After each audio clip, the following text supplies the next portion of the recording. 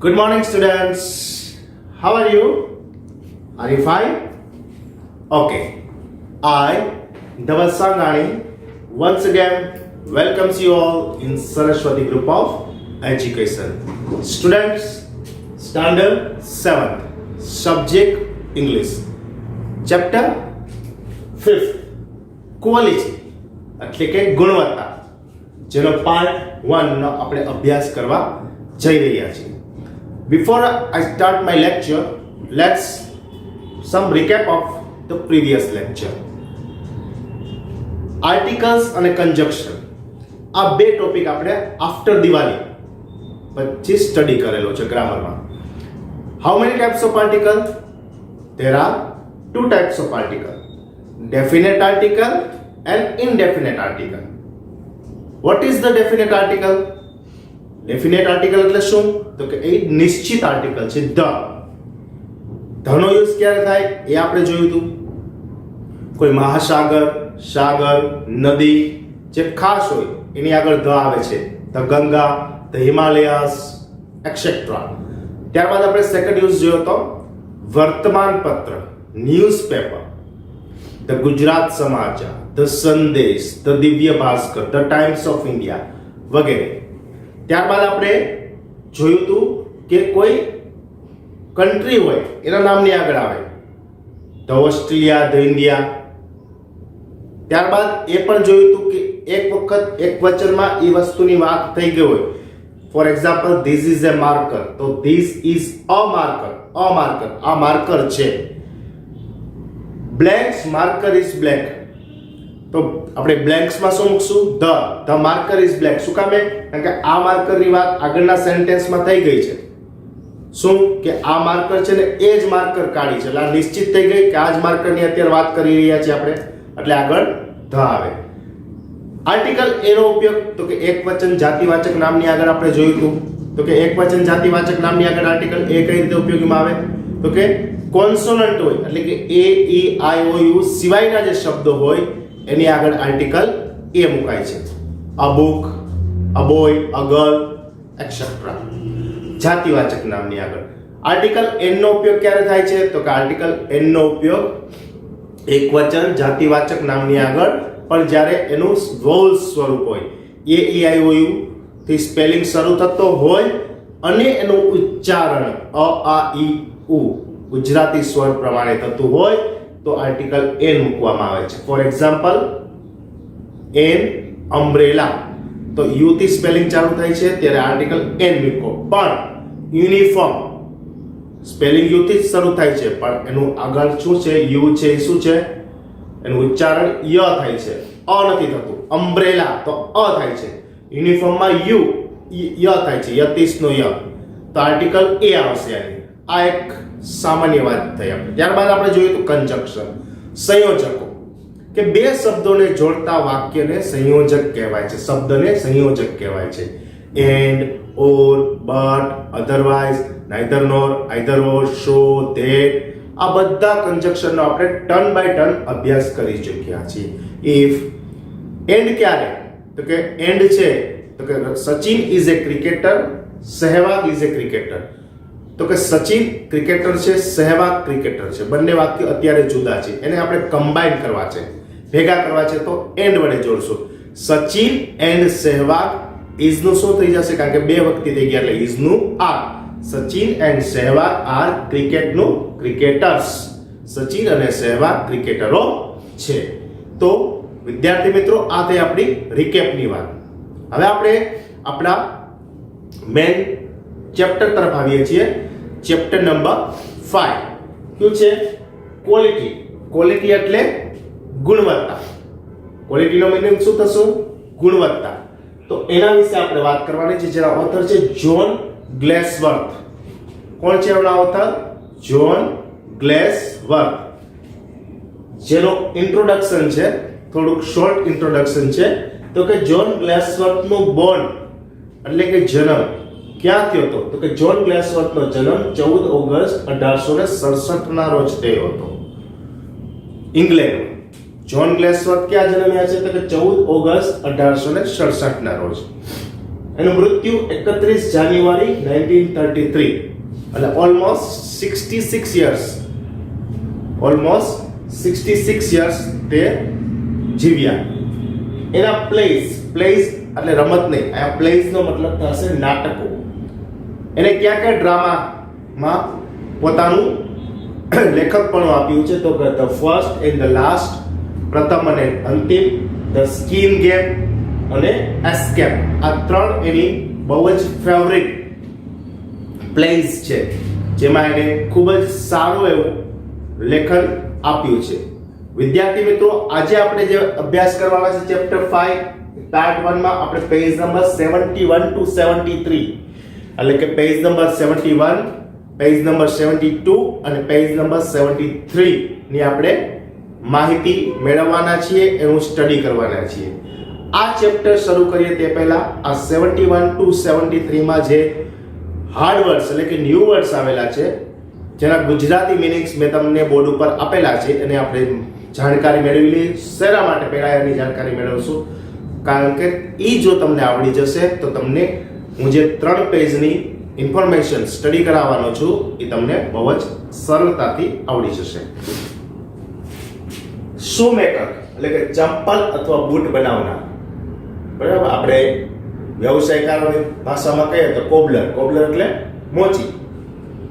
Skill એટલે કૌશલ્ય, કોઈ પણ વસ્તુ કરવાની આવડત હોવી. પ્રાઇડ એટલે ગર્વ, કોઈ પણ વસ્તુ ઉપર આપણને આપણી જાત ઉપર ગર્વ હોવો. ડિવોટ્સ એટલે સમર્પિત, જે પણ કામ કરીએ ને એ પૂરી સંપૂર્ણ ભાવનાથી કરીએ, એને જ આપણી મન છે આખું એમાં સમર્પિત કરી દઈએ. એક્સ્ટ્રીમ ખૂબ જ. યુથ એટલે યુવા. સર્ટન એટલે ખાસ. ડિસ્ટિંક્શન એટલે વિશેષતા, કોઈ પણ કામની સારામાં સારી વિશેષતા. સાઇન એટલે નિશાન, કોઈ નિશાની હોવી. મિસ્ટ્રીયસ એટલે કે રહસ્યમય. ફોર્ટનાઇટ એટલે 2 અઠવાડિયાનો સમય. ફોર્ટનાઇટ નો મીનિંગ શું થશે? 2 અઠવાડિયાનો સમય એટલે આપણે કહીએ ને કે 2 વીક, 15 દિવસ, પણ અહીંયા 15 દિવસ નહીં, પણ ફોર્ટનાઇટ એટલે 14 દિવસનો સમૂહ થાય. 7 to 7 14, સોમથી સન્ડે કરો, મંડે ટુ સન્ડે કરો તો 7 ડેઝ થાય. એમાં 2 અઠવાડિયા તો 7 × 2 એટલે 40, એટલે કે 2 અઠવાડિયાના સમયને ફોર્ટનાઇટ કહેવામાં આવે છે. સ્ટ્રેચિંગ એટલે ફેલાવવું અથવા ખેંચવું, સ્ટ્રેચ કરવું, બરાબર. આપણે જેમ ચીગમ હોય ને, ચીગમ કેમ સ્ટ્રેચ કરીએ, આપણે ખેંચીએ. ઓફુલી મુશ્કેલ. બિયર્ડ એટલે દાઢી, અહીંયા રેડ બિયર્ડ ની વાત આવશે, એટલે કે લાલ કલરની દાઢી છે જે શૂમેકર છે. આગળ આપણે જે જોશું. ટેમ્પરરી એટલે થોડા સમય માટે. હવે જો ટેમ્પરરી એટલે થોડા સમય માટે, તો એનું ઓપોઝિટ શું થાય વિચારો જોઈએ. હા, વહેલું છે. આપણે આ શબ્દને રોજિંદા જીવનમાં ઉપયોગ પણ કરીએ છીએ. પરમાનન્ટ. ટેમ્પરરી એટલે થોડા સમય માટે, ને પરમાનન્ટ એટલે કાયમી. આપણે ઘણીવાર પૂછીએ ને કે તમે કાયમી છો કે ટેમ્પરરી છો, એટલે એનો મતલબ કે તમે નોકરીમાં ટેમ્પરરી એટલે તમને થોડાક સમય માટે નોકરીમાં રાખવામાં આવે છે, પછી તમને નોકરીમાંથી કાઢી મૂકશે, કે તમે પરમેનન્ટ છો, કાયમી તમને આ નોકરીમાં રાખવામાં આવશે. સ્ટીચ્ડ એટલે સિલાઈ. ગટર એટલે ખોખારો ખાવો, આપણે કહીએ ને ઉધરસ ખાઈ ને, હવે ખોખારો ખાવો. સ્ટેર્સ એટલે સીડી. બ્લિંકિંગ એટલે આંખો ઝબકવી, આંખોના પલકારા મારવા. રિટાયરિંગ એટલે એકલું. પોર્શન એટલે ભાગ, જેને આપણે સેક્શન પણ કહીએ, વિભાગ, બરોબર. આ તમારો પોર્શન છે, આ તમારો પોર્શન છે, એટલે કે આ તમારો ભાગ છે, આ તમારો ભાગ છે. ભાગ એટલે અલગ અલગ ડિવાઈડ કરેલા જગ્યા. એડમાયર એટલે કે પ્રશંસા. તો now students, let's move to page number 71, chapter 5 quality. Quality જે હેડિંગ છે એની ઉપર બિફોર યુ રીડ એવું હેડિંગ આપેલું છે. આપણે પહેલા એની થોડીક જાણકારી મેળવી લઈએ. Can a shoemaker be called an artist? શું શૂમેકર એટલે કે ચંપલ બનાવનાર જે વ્યક્તિ છે એને આર્ટિસ્ટ એટલે ચિત્રકાર કહી શકાય? Yes, if he has the same skill and pride in his trade as any other artist. Yes, if he has the same skill and pride in his trade as any other artist. અહીંયા કલાકાર, અહીંયા artist એટલે કલાકારની વાત થઈ છે. તો જે ચિત્રકાર છે એ જે પોતાની કલામાં નિપુણ હોય છે એ જ રીતે આ શૂમેકરને આપણે આર્ટિસ્ટ કહી શકીએ, એક કલાકાર કહી શકીએ. હા, કહી શકીએ. ક્યારે? જ્યારે તે પોતાની કલામાં પૂરેપૂરો નિપુણ હોય તો આપણે એને કલાકાર કહી શકીએ. And the same respect for its too, અને એને પોતાના જે બિઝનેસ છે, ટ્રેડ, વેપાર, એના ઉપર ગર્વ હોવો જોઈએ. Mister Gessler, a German shoemaker settled in London, is a perfect artist. Mister ગ્લેસ્ટર, આ જે શૂમેકર જે પાર્ટ છે ને એમાંથી એક પાત્રનું નામ છે. મિસ્ટર ગેસલર, આ જર્મન શૂમેકર, એક જર્મન હોય છે શૂમેકર, ચંપલ બનાવનાર હોય છે, સેટલડ ઇન લંડન, જે લંડનમાં સ્થાયી, સેટલ એટલે નિવાસ કરવો, સ્થાયી થવું, is a perfect artist. Perfect એટલે સંપૂર્ણ કલાકાર હતા. Read this story to see how he devotes his life to his art. આ સ્ટોરી હવે વાંચો અને કઈ રીતે આ ગ્લેસ્ટરે પોતાનું જે લાઈફ, જે જીવન છે એ આ ચંપલ બનાવવામાં, જૂતા બનાવવામાં સમર્પિત કર્યું, એનું તમે માહિતી મેળવો. Now move to first paragraph. I knew him from the days of my extreme youth because he made my father's boots. હું આજે શૂમેકર હતો. કોણ શૂમેકર હતો? મિસ્ટર ગેસલર. મિસ્ટર ગેસલર જે શૂમેકર, ચંપલ બનાવનાર હતો, એને હું મારા નાનપણથી, હું જ્યારે ખૂબ જ યુવાન હતો ત્યારથી ઓળખું છું, કારણ કે તે મારા પિતાજીના બૂટ, ચંપલ બનાવતો હતો. He lived with his elder brother in his shop, which was in a small by street in a fashionable part of London. લંડનની એક ખૂબ જ સાંકડી પણ ફેશનેબલ જે શેરી હતી એમાં એને પોતાના મોટા ભાઈ, એલ્ડર બ્રધર, મોટા ભાઈ સાથે દુકાને હતી, એમાં આ મિસ્ટર ગ્લેસ્ટર બેસતા હતા. The shop had a certain quite distinction. Certain એટલે ચોક્કસ, distinction એટલે વિશેષતા. આ દુકાનની ખાસ વિશેષતા હતી. શું વિશેષતા હતી? There was no sign upon it other than the name of Glacier Brothers. બે ભાઈઓના નામ સિવાય કોઈ નિશાની, કોઈ જાહેરાત કરવામાં આવી નહોતી ઈ શોપની.